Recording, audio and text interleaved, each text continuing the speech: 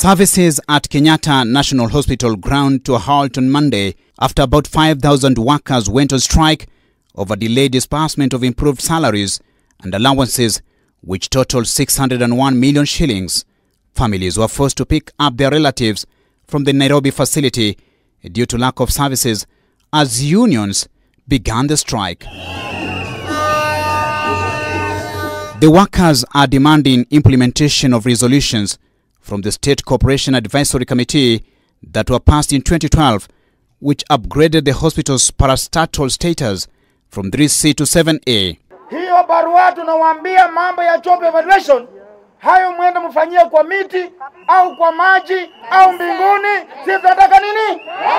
The Salaries and Remuneration Commission, however, said the formula is not a basis for demanding a pay review, as it is not physically sustainable and will cause distortions in the sector's salary structure. Give the executive directive to Kenyatta National Hospital to effect payment. Yes. Your Excellency, you have those powers. We cannot have one institution within government believing that it is above all other institutions. Yes. Ministry of Health requested for the funding. Yes. Treasurer accepted. Yes. Allocated the funding. Yes. Treasurer requested Parliament to approve the funding. Yes. Parliament approved the funding through the budget.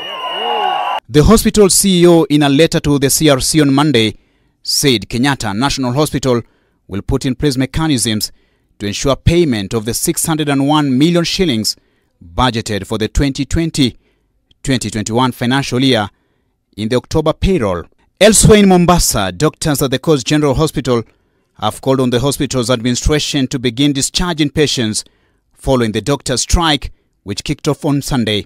Among the grievances raised by the doctors are salary delays, remittance of statutory deductions, lack of comprehensive medical covers, promotion redesignation, and lack of non-remittance of statutory deductions for the National Insurance Fund. Saa zingine inafika hata miezi 6.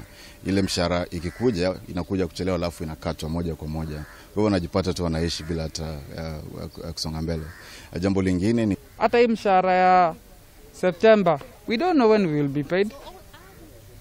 And even when they pay for 2 months, we had to threaten them with industrial action for them to even consider paying us. And they had to go to a bank, Equity Bank, to pay. You're wondering where are their financial priorities? Those with bodies at the mortuary expecting to undergo postmortem were stranded after doctors withdrew pathology services.